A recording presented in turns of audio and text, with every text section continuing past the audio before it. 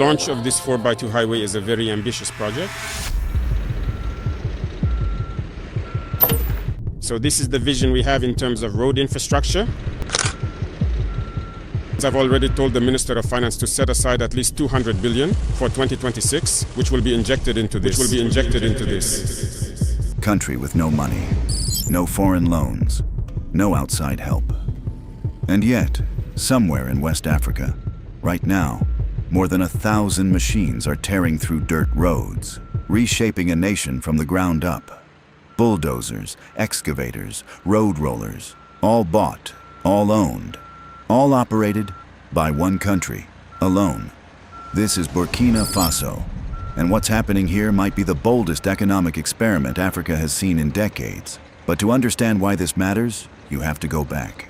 Back to a moment that almost nobody outside this region noticed. Because in September 2025, something unusual happened in the capital city, Ouagadougou. A transitional president stood in front of hundreds of machines. Not soldiers, not weapons, machines. 764 of them to be exact. Bulldozers, graders, concrete mixers, dump trucks. And he wasn't unveiling a military parade. He was handing over the keys to a brand new government agency, one tasked with a single, audacious mission: build the country. With its own hands. But here's where it gets interesting. This wasn't the first time. Months earlier, in March of that same year, the government had already delivered over 900 machines, quietly, without much fanfare. Combine the two deliveries and you get a number that should stop you in your tracks. Over 1,000 pieces of heavy machinery. In one country, bought entirely with domestic money. No International Monetary Fund loans. No conditional packages from wealthy lenders. No foreign government pulling strings behind the scenes. Just the government's own budget, roughly 200 billion CFA francs, spent on equipment that belongs to no one but the nation itself. And the president had a phrase for this, a phrase that would soon become something bigger than a quote. It would become a slogan, a rallying cry, a statement of identity. We don't need outside aid. And it's financed with our own funds. So that means I've already told the Minister of Finance to set aside at least 200 billion for 2026, which will be injected into this. We will save ourselves. 6 words. But they carry the weight of decades of frustration. Because for most of this region's modern history, the story has been the same. Need a road? Call a foreign contractor. Need to build infrastructure? Take out a loan, accept the conditions, and hope the terms don't strangle you later. This time, they didn't call anyone. So what exactly were they building? And why does it matter so much? To understand that, you need one number, 15,000. That's how many kilometers of road exist across this country. Now here's the gut punch. Of those 15,000 kilometers, only about 4,000 were paved. The rest, dirt, mud, barely passable during rainy seasons, cutting off entire communities from markets, from hospitals, from opportunity. And the old solution, hiring foreign companies to pave roads, came with a price tag that should make you wince. Between 500 million and 1 billion CFA francs per kilometer. For a country already stretched thin by security threats and limited access to financing, that price wasn't just expensive, it was, in plain terms, impossible to sustain. So something had to change. And the change that came wasn't a small policy tweak. It was a complete reversal of the model. Instead of outsourcing the work, the government decided to own it. All of it. The machines, the training, the labor, the materials, wherever possible, sourced locally. And for the villages that the road will pass through, we invite everyone to contribute what they can, because there are many ways to help. Even by bringing gravel, you are participating in building the road. They gave this initiative a name. A name born from a blend of 2 of the country's native languages, Mure and Dioula. Faso Mebo. Translated, it means something close to build the country, or more powerfully, let's build the nation. It was formally approved by the Council of Ministers back in October 2024. But for months, it remained mostly theoretical, a plan on paper. Then 2025 happened, and everything accelerated. The target they set wasn't modest, either. between 3,000 and 5,000 kilometers of new paved road every single year. Achieved not by one central team, but by something called road brigades, decentralized units, spread across different provinces, each one responsible for accelerating construction in their own region. It sounds almost too ambitious to be real. But then, in May 2026, something happened that suggested this wasn't just talk. The agency received another wave of equipment, 776 more machines. This time, not just bulldozers and rollers, but asphalt plants, crushing plants, crane trucks, tankers, industrial-grade infrastructure, the kind that signals long-term, serious operations, not a short-lived publicity stunt. These machines were sent to reinforce brigades across 4 specific regions. And at the handover ceremony, the message to regional leaders was direct. Speed up construction, improve road safety, and get your communities involved. So if night doesn't fall, in a few moments they'll continue with the machinery. And it will be 24/7. I told them there are no deadlines. I want them to be as fast as possible, because we have to move at a relentless pace. Here's a question worth sitting with for a second. What happens when a government suddenly owns over 1,000 pieces of heavy machinery and has to keep them running? Because machines break, parts wear out, engines need fuel, oil, constant maintenance.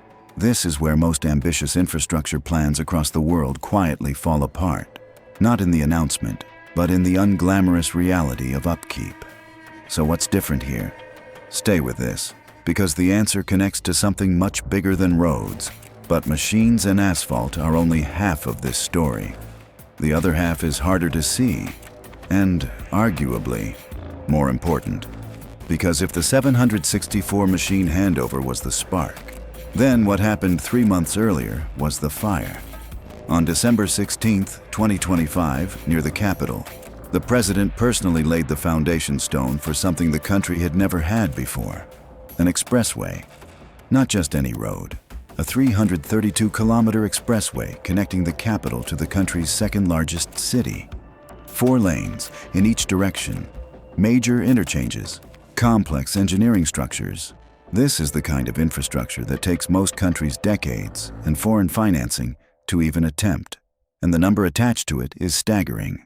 Nearly 200 billion CFA francs, roughly 357 million US dollars, earmarked in the national budget for 2026.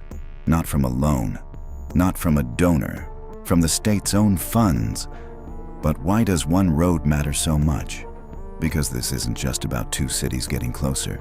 It's about logistics, trade, movement, cutting travel time between the 2 biggest economic centers in the country, opening up regions that have been isolated for generations, villages that, for as long as anyone can remember, were a half-day's journey from the nearest paved surface. Picture that for a second. A farmer with a harvest ready to sell, a mother needing to reach a clinic during an emergency, a teacher trying to get to a rural school before the rains wash out the only path in. For these people, an expressway isn't an abstract economic statistic. It's the difference between isolation and access, between a 6-hour journey and a 90-minute one, and, looking further out, eventually connecting this landlocked nation more efficiently to coastal ports. Ports in neighboring countries, places where goods can finally move in and out, without depending on anyone else's permission, anyone else's timeline, anyone else's terms. Think about how trade actually works for a country with no coastline. Every imported good, every exported product has to cross someone else's territory first. Every delay at a border, every disagreement between governments, every shift in a neighboring country's policy ripples directly into this country's economy. A faster, more reliable corridor to the coast doesn't just save time. It removes leverage that other actors have held for generations. That's not a small thing. That's a fundamental shift in how much control a nation has over its own economic destiny. But here's the part of this story that almost nobody talks about. The machines aren't the real investment. The people are. In February 2026, the agency announced something quietly remarkable: 686 new job openings: engineers, drivers, machine operators, mechanics. For decades, this region has relied on foreign technicians, people brought in from outside, trained outside, paid to leave once the job is done. This time, the plan is different. Train local citizens to operate this machinery, to maintain it, to repair it when it breaks. Because a road built once means nothing if no one can fix the equipment that built it. So young people, many with limited job prospects before, are now becoming heavy equipment operators. Mechanics are learning to service hydraulic systems that, until recently, only outsiders understood. Engineers are getting hands-on experience managing massive infrastructure projects, not as observers, but as the people actually running them. Every road becomes something more than a road. It becomes a classroom, a training ground, a pipeline for skills that don't disappear when the project ends. Think about what that actually means. Generations from now, a mechanic trained today on a hydraulic excavator doesn't just fix that machine. He teaches an apprentice next year, who teaches another the year after that. A skill, once imported at great cost, becomes something the country simply has, permanently. That's not a road. That's infrastructure of an entirely different kind, the kind that can't be repossessed, can't be canceled by a foreign decision-maker, can't expire. And there's a ripple effect that goes even further. A trained machine operator earns a wage. That wage gets spent locally, in markets, on food, on rent, on school fees for the next generation. A trained mechanic opens a small repair shop. That shop hires an apprentice. That apprentice, years later, opens their own shop. This is how economies actually grow from the ground up, not through a single grand announcement, but through thousands of small, compounding decisions, made possible by one initial choice. Train the people. Don't just import the project. But is this just one country's story? Or is something bigger happening? Here's where it gets even more interesting. This country isn't acting alone. It's part of an alliance, 3 nations bound together. Alongside 2 neighboring countries, each led by their own military leadership. All 3 have been coordinating on security, on governance, and now, increasingly, on this exact development model. State-funded, locally operated, free from outside conditions. Whether the other 2 nations copy this approach exactly, that's still unfolding. But something has already shifted. Something psychological. For decades, the unspoken rule across this region was simple. Major infrastructure requires foreign money and foreign expertise. Full stop. That rule shaped everything. How governments planned budgets, how citizens viewed their own capabilities, even how the rest of the world viewed this region. This country just spent the last year proving that rule wrong, in real time. Kilometer by kilometer. And once a rule like that breaks in one place, it rarely stays contained to just that place. Consider what this looks like from a regional perspective. 3 neighboring governments, watching one of their own attempt something that conventional economic wisdom said was impossible. Watching it not fail spectacularly, but produce, slowly, visibly paved roads where there were none. Watching new job postings filled by local citizens, not flown-in specialists. Watching a foundation stone for a major expressway get laid, funded entirely from a domestic budget. Even if no other country copies this exactly, the demonstration itself changes the conversation. It becomes a reference point, a precedent. Well, they did it, so why can't we at least try moment? And in regional politics, those moments matter more than they seem to on the surface. So where does that leave things now? Over 1,000 machines, operational. A target to pave thousands of kilometers every year, a 332-kilometer expressway under active construction, hundreds of new technical jobs created, and roughly 200 billion CFA francs already spent, not promised. The scale is real, the numbers are measurable, but, and this matters, the challenges haven't disappeared. Security concerns in parts of the country still complicate construction timelines. Maintaining over 1,000 machines requires constant investment, spare parts, fuel, ongoing training that never really stops. And turning ambitious targets into finished kilometers of road, that takes years, not headlines, years. There's also the question of scale versus capacity. Owning 1,000 machines is one milestone. operating and maintaining them at full capacity year after year in a country still dealing with security challenges in parts of its territory is a completely different test. Spare parts have to be sourced, often from abroad, even if the labor and operation are domestic. Fuel costs fluctuate. Training pipelines take time to mature. A newly trained operator in year 1 isn't the same as one with 5 years of experience.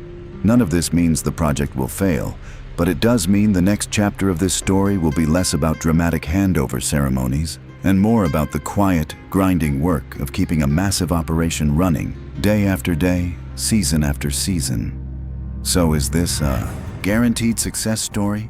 No one can say that yet. But here's what can be said.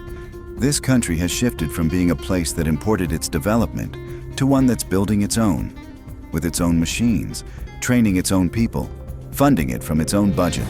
Whether the most ambitious targets are fully met, that story is still being written. But the foundation, that part is already done. Quite literally poured, paved, and laid into the ground. And whatever comes next for this corner of West Africa, it's being built by the people who live there. One machine, one road, 1 kilometer at a time. And somewhere, right now, on a stretch of road that didn't exist a year ago, a truck is rolling forward, carrying goods toward a market that was, until recently, simply out of reach. A village that used to take half a day to reach is now an hour closer. A student who used to miss school during the rainy season now has a road that doesn't wash away. A mechanic who used to watch foreign technicians do the work he wanted to learn is now the one holding the tools. None of these moments will make international headlines on their own. But add them up, across 1,000 machines, across thousands of kilometers, across hundreds of newly trained workers, and you start to see what this story is actually about. It's not really about bulldozers or asphalt or budget figures, even though those numbers matter. It's about a country deciding, after decades of being told what was and wasn't possible without outside help, to simply start building and finding out, kilometer by kilometer, that it could. That's the story. Not finished, not guaranteed, but moving. And if the momentum holds, if the training pipelines mature, if the maintenance keeps pace with the ambition, this might be remembered not just as a road-building program, but as the moment a country, and maybe a region, stopped waiting for permission. There's another layer to this story worth pausing on. Every government, everywhere, talks about self-reliance. It's an easy word to say in a speech, but words are cheap. Machines, budgets, and job postings are not. What makes this case different is the sheer physical evidence of it. You can drive past the depot where over 1,000 machines sit, fueled and ready. You can stand at the foundation stone of a 332-kilometer expressway and watch the early earthworks taking shape. You can walk into a training center and meet a 23-year-old who, a year ago, had no formal technical job and is now learning to operate a hydraulic excavator worth more than most houses in his village. These aren't projections. These aren't promises for someday. These are things that exist right now, that didn't exist 18 months ago. And that's a different kind of story than the usual development narrative. The usual narrative goes like this. A plan is announced. Funding is pledged. Contracts are signed with foreign firms. And years later, maybe, something gets built. Often behind schedule, often over budget, often with terms attached that outlast the project itself. This time, the sequence was different. The money came first from the domestic budget. The machines came second, bought outright. The training came third, recruiting and building local capacity. And the construction is happening now, visibly, with brigades spread across regions. It's a sequence that puts control in different hands. Now, skeptics will point out, correctly, that owning machines is not the same as finishing roads. That's true, and it's worth taking seriously. A bulldozer sitting in a depot doesn't pave anything by itself. A budget line item isn't the same as a completed kilometer. The real test of this entire initiative will be measured over the next 2, 3, 5 years in actual kilometers paved, actual roads connecting actual villages, actual maintenance keeping that expressway in usable condition long after the ribbon-cutting ceremony fades from memory. But here's why even skeptics should be watching closely. Because even a partial success, even if the country paves half of its annual target, even if the expressway takes longer than planned, even if some of the newly trained workers move on to other opportunities, the underlying shift in approach is already significant. It's the difference between a country saying, "We can't do this without help," and a country saying, "We're going to try with what we have and figure out the rest as we go." That mindset shift doesn't disappear, even if specific targets slip. And there's a human dimension to all of this that statistics alone don't capture. Consider the families living along the route of that future expressway. For some of them, the arrival of construction crews, the sound of machinery, the slow but visible progress of earthworks, represents the first tangible sign in their lifetime that their region is being connected to the rest of the country in a meaningful way. Markets that were once a difficult, multi-hour journey away suddenly become accessible within a single day. Goods that used to spoil before reaching buyers, agricultural produce, perishable items, can now move faster with less loss. Healthcare access changes too. An emergency that once meant a desperate, bone-rattling journey over unpaved roads, hoping the vehicle doesn't break down, hoping the patient survives the trip, now has a faster, more reliable path to a hospital. These changes don't show up in budget figures, but they show up in lives. And then there's the psychological dimension for the workers themselves. Imagine being one of the young people selected for one of those 686 new positions. Maybe you grew up in a household where steady, formal employment felt out of reach. Maybe you'd watched foreign technicians arrive, do specialized work, and leave, while local labor was relegated to less skilled, lower-paid tasks. Now you're the one being trained on the machinery. You're the one learning the hydraulic systems. You're the one who, in a few years, might be training the next group of recruits. That's not just a job. That's a shift in how you see your own place in your country's future. Multiply that feeling across hundreds of new hires, and you start to understand why this initiative carries weight beyond its kilometers and budget lines. Now, let's address the elephant in the room: the security situation. Parts of this country continue to face threats from armed groups, and that reality doesn't disappear just because a road-building program is underway. The story isn't over. It's still being written, every day, on roads that are being laid down right now, somewhere, by people who, until recently, were told this kind of thing wasn't possible without outside help. They're proving otherwise, 1 kilometer at a time.